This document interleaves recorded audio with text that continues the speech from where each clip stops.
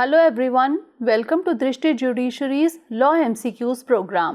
Practice questions covering legal current affairs, general knowledge and previous year questions. Let's begin today's episode. First question is, Section 2, Clause D of the POCSO Act 2012 defines accused, child, aggrieved person और sexual abuse. POCSO अधिनियम 2012 की धारा 2D- को परिभाषित करती है। आरोपी, बच्चा, पीड़ित व्यक्ति या फिर यौन शोषण। The correct answer is option B, child. इसका सही जवाब है ऑप्शन बी, बच्चा। The Delhi High Court made this observation in the case of court on its own motion versus State of NCT of Delhi that in cases of sexual assault, wherever the court is called upon to determine the age of victim based on born age ossification report, the upper age given in reference range be considered as the age of the victim.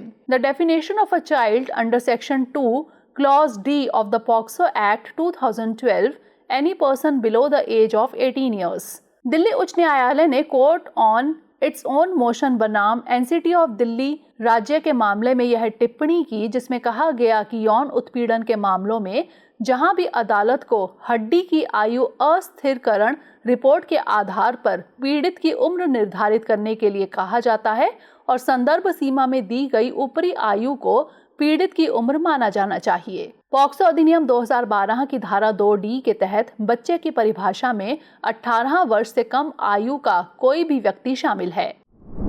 Next question, what does section 65A of the Indian evidence act 1872 deals with admissibility of primary evidence, special provisions for electronic records, rules for hearsay evidence और conditions for witness testimony। भारतीय साक्ष्य अधिनियम 1872 की धारा 65A किससे संबंधित है? प्राथमिक साक्ष्य की स्वीकार्यता, इलेक्ट्रॉनिक रिकॉर्ड के लिए विशेष प्रावधान, सुनी सुनाई बातों के आधार पर साक्ष्य देने के नियम या फिर गवाह की गवाही के लिए शर्तें।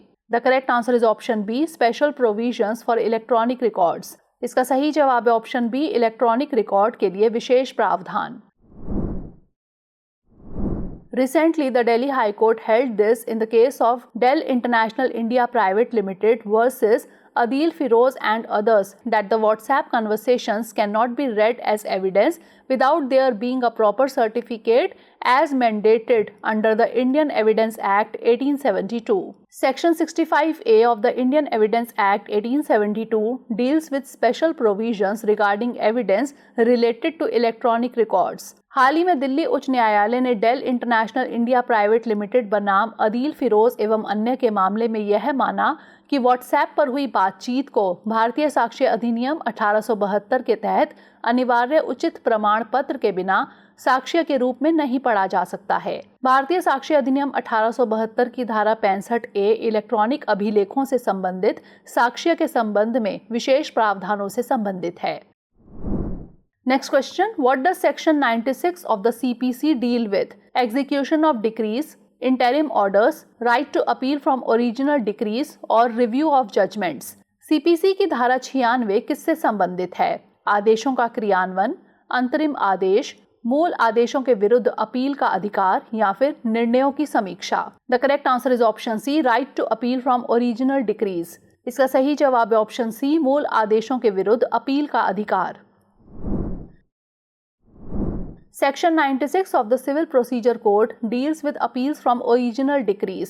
It provides the right to appeal to a higher court against a decree passed by a lower court in a civil suit. Civil प्रक्रिया संहिता की धारा 96 मूल आदेशों के विरुद्ध अपील से संबंधित है। यह किसी सिविल मुकदमे में निचली अदालत द्वारा पारित आदेश के विरुद्ध उच्च न्यायालय में अपील करने का अधिकार प्रदान करता है। Next question, what does section 37 of the Specific Relief Act 1963 deal with? Restitution of property, temporary or perpetual injunctions, specific performance of contracts और rescission of contracts. विशेष अनुतोष अधिनियम 1963 की धारा 37 किससे संबंधित है? संपत्ति की वापसी, अस्थायी और स्थायी निषेधाज्ञा, अनुबंधों का विशिष्ट निष्पादन या फिर अनुबंधों का निरसन। The correct answer is option B, temporary and perpetual injunctions. इसका सही जवाब है ऑप्शन बी, अस्थायी और स्थायी निषेधाज्ञा। Section 37 of the Specific Relief Act 1963 deals with the nature and classification of injunctions. It specifies two types of injunctions, temporary and perpetual. विशिष्ट अनुतोष अधिनियम 1963 की धारा 37 निषेधाज्ञा की प्रकृति और वर्गीकरण से संबंधित है। इसमें दो प्रकार के निषेधादेश निर्दिष्ट किए गए हैं, अस्थायी और स्थायी। Last question. How many schedules are there in the Constitution of India? 10 schedule, 12 schedule, 13 schedule और 16 schedule. भारत के संविधान में कितनी अनुसूचियां हैं? 10 अनुसूची, 12 अनुसूची, 13 अनुसूची या फिर 16 अनुसूची? The correct answer is option B, 12 schedule. इसका सही जवाब है option B, 12 अनुसूची। There are 12 schedules under the Constitution of India. Originally, the Constitution of India consists of 8 schedules when it was adopted in 1950. भारतीय संविधान के अंतर्गत 12 अनुसूचियां हैं। 1950 में जब भारत का संविधान अपनाया गया था, तब इसमें मूलतः 8 अनुसूचियां थी। Now is the time for practice question. Which section of the Indian Evidence Act 1872 is founded upon in the doctrine laid down in Picard versus Sears? Section 6, section 32, section 115 और सेक्शन 167। भारतीय साक्ष्य अधिनियम 1872 की कौन सी धारा पिकार्ड बनाम seers में निर्धारित सिद्धांत पर आधारित है? धारा 6, धारा 32, धारा 115 या फिर धारा 167? Send the answer of this question in the comment section. Stay tuned for more such updates. इसका उत्तर हमें कमेंट सेक्शन में जरूर भेजिएगा। मिलेंगे अगले एपिसोड में। धन्यवाद। डियर व्यूअर्स, अपने एग्जाम की तैयारी को और बेहतर करने के लिए हमारे चैनल को लाइक, शेयर और सब्सक्राइब करना न भूलें।